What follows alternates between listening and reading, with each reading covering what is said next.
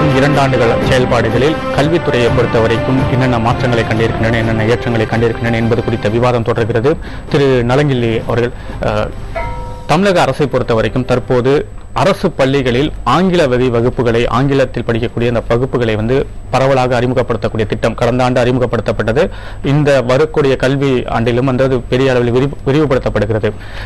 இதற்கு முக்கியமாக சொல்லக்கூடிய காரணம் அரசு பள்ளிகளில் மாணவர் சேர்க்கை விகிதம் என்பது தொடர்ந்து குறைந்து வருகிறது. பெற்றோர்கள் ஆங்கில பள்ளிகளை நோக்கி செல்கிறார்கள். இதனால் ஆங்கில வகுப்புகள் அரசு பள்ளிகள் ஆங்கில பள்ளி வகுப்புகளை அரசு பள்ளிகள் அறிமுகப்படுத்தி விட்டாலே அரசு பள்ளிகளில் மாணவர் சேர்க்கை விகிதம் அதிகரித்து விடுமா? வாய்ப்பு இருக்கிறது. ஏன்னா உண்மையில மக்கள் மத்தியில ஆங்கில கல்விக்கான சார்பு நிலைங்கிறது இருக்கு.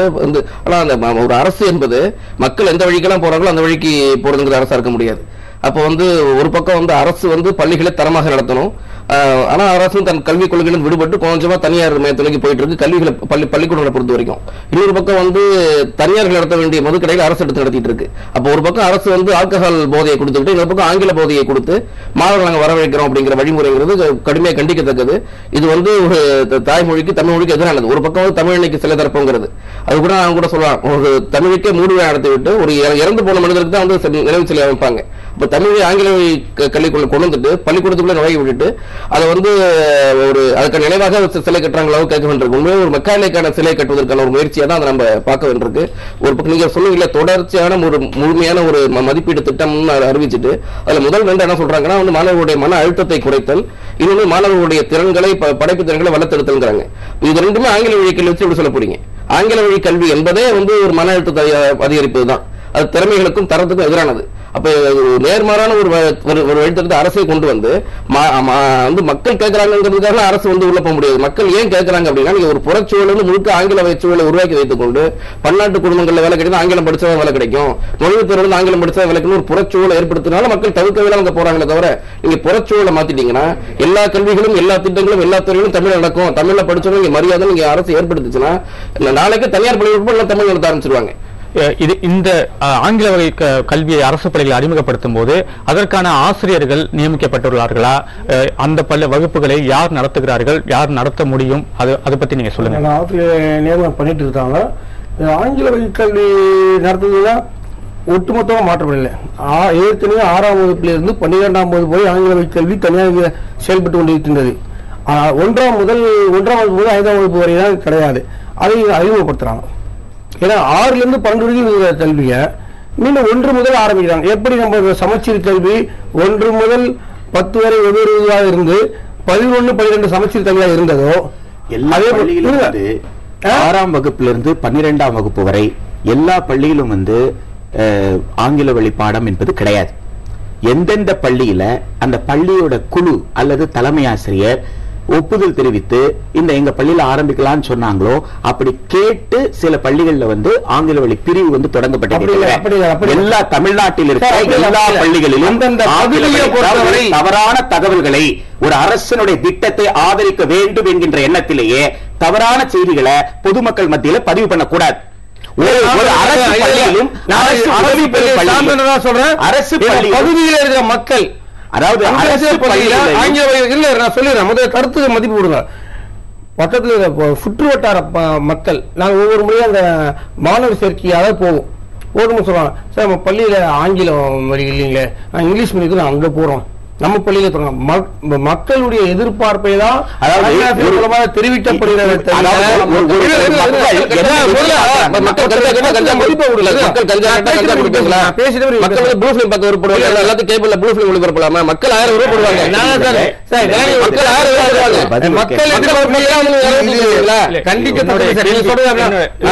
என்னுடைய கேள்வி என்னன்னா, ஆங்கில வகை கல்வி என்பது மக்களுடைய விருப்பத்திற்கு இணங்க கொண்டு வரப்பட்டு விட்டது என்று நீங்கள் சொல்கிறீர்கள். மக்களது விருப்பமோ தேவையும் தான், தேவை மற்றும் விருப்பத்திற்கு கொண்டு வரப்பட்டு விட்டது சொல்றீங்க. இப்போது அந்த ஏற்கனவே நாம் குறிப்பிட்டது போல, அந்த நீங்கள் சொன்னது போல, நம்முடைய விருந்தினர்கள் சொன்னது போல, தொடர் மற்றும் முழுமையான மதிப்பீட்டு முறைக்கே போதுமான ஆசிரியர்கள் இல்லாத நிலையில் புதிதாக தொடங்கக்கூடிய அந்த பிரிவுகளுக்கு ஆங்கில வகையில் பாடங்களை யார் நடத்துவார்கள்? அதற்கான ஏற்பாடுகள் இருக்கிறதா? இதுதான் என்னுடைய கேள்வி. தொடர் மற்றும் முழுமையாக போதுமான ஆசிரியர் இல்லை யார் சொன்னது? சற்று முன் நாம் அது குறித்து விவாதித்தோம். அங்க இங்க ஒரு சில ஆசிரியர் குறைபாடு இருக்கலாமே தவிர இப்போ இந்த கடந்த 1.5 ஆண்டுகளை விட 55,000 ஆசிரியர் நியமனம் பண்ணியிருக்காங்க. இப்போ இந்த ஆங்கில வழியில அறிவித்திருக்காங்கன்னு சொன்னா பெற்றோர்கள் எதிர்பார்த்தது என்னன்னு கேட்டா, என் குழந்தை ஆங்கிலத்துல அந்த பள்ளியில இருந்தா ஆங்கிலத்துல பேசுறான், உங்க பள்ளியில ஆங்கிலத்துல பேச முடியுமா? அவர் சொன்னதிலிருந்து மக்கள் கிட்ட இருந்து வந்த கேள்வி அப்படி இருந்திருக்கலாம். அப்படி என்றால் 1ஆம் வகுப்பிலிருந்து 5ஆம் வகுப்பு வரை ஆங்கில மொழி ஆசிரியர் நியமிக்கப்படணும். 1ஆம் வகுப்பிலிருந்து 5ஆம் வகுப்பு வரை தமிழ் மொழி ஆசிரியர் நியமிக்கப்படணும். இப்போ சாதாரணமாக கேந்திர வித்யாலயான்ற மத்திய பள்ளியில எல்லோரும் சேருவதற்கு விரும்புகிறார்கள். ஏன் எல்லோரும் சேர விரும்புகிறார்கள் என்று சொன்னால், ஒவ்வொரு மொழிக்குமான மொழி ஆசிரியர் நியமனங்கள் அங்க இருக்கின்றன. அது இந்தியாவில் இருக்கிற எல்லா பள்ளிகளும். Diploma in teacher education pass பண்ணவங்க, பட்டயம் படிப்பு படிச்சவங்க, அவங்க தான் 2 ஆசிரியர் அல்லது 3 ஆசிரியர் என்கின்ற அளவில் பெரும்பகுதியான பள்ளிகள்ல நியமிக்கப்பட்டிருக்கிறாங்க. அதுவும் 1ஆம் வகுப்பிலிருந்து 5ஆம் வகுப்பு வரை 60 மாணவர்கள் இருப்பார்களே, ஆனால் அவங்களுக்கு 2 ஆசிரியர்கள் அல்லது 3 ஆசிரியர்கள். அப்படி மொழி ஆசிரியர் இல்ல. இப்ப மொழி பேசுவதற்கு கூடிய திறனை மாணவனுக்கு கொடுக்கணும்னு சொன்னா மொழி ஆசிரியர் நியமனம் வேணும். அப்ப ஆங்கில வழி கற்றுக் கொடுக்கணும்னு சொன்னா மொழி ஆசிரியர், முதல்ல ஆங்கிலத்துக்கான மொழி ஆசிரியர் வேண்டும். 2வது, கல்வி என்பது பண்பாட்டினோட கூறு, மொழி என்பது ஒரு பண்பாட்டினோட கூறு. எனவே இதை தனித்து நாம் பார்க்க முடியாது. ஒரு குழந்தை இயல்பாக கற்றல் திறன் மட்டுமல்ல, ஒரு கிரியேட்டிவிட்டி வேணும்னு சொன்னா அது தாய்மொழி வழியில் தான் முடியும் என்பது கொத்தாரி குழு தொடங்கி தேசிய கல்வி திட்டம் 2005 வரை சொல்லியிருக்காங்க. கல்வி திட்டத்திலேயே தாய்மொழி கல்வி என்றுதான் சொல்லியிருக்காங்க.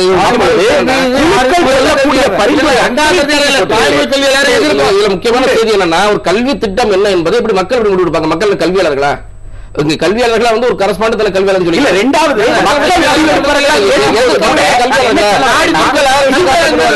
மக்களுக்கு கல்வி பத்தி என்னங்க தெரியும்?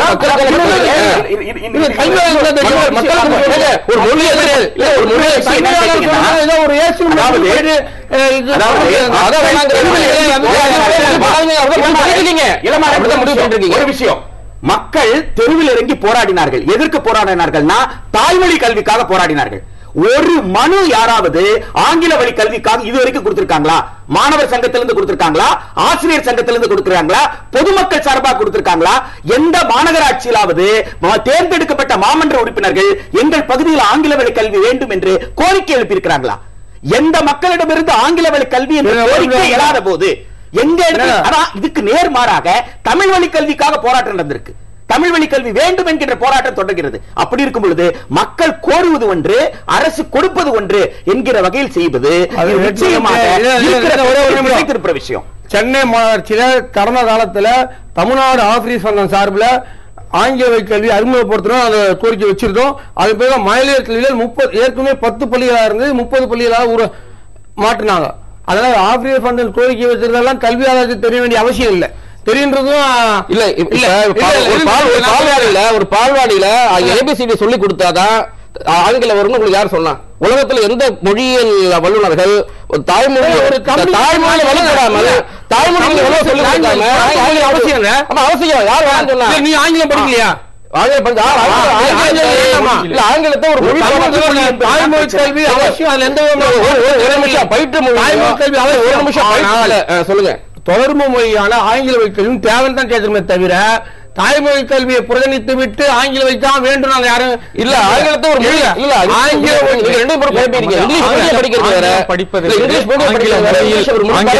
படிப்பது வேறு. இது குறித்து நாம் மீண்டும் பேசுவோம். அதற்கு முன்னதாக அதிமுக அரசின் 2 ஆண்டுகால செயல்பாடுகள் குறித்த விவாதம் ஒரு சிறிய இடைவேளைக்கு பிறகு தொடரும்.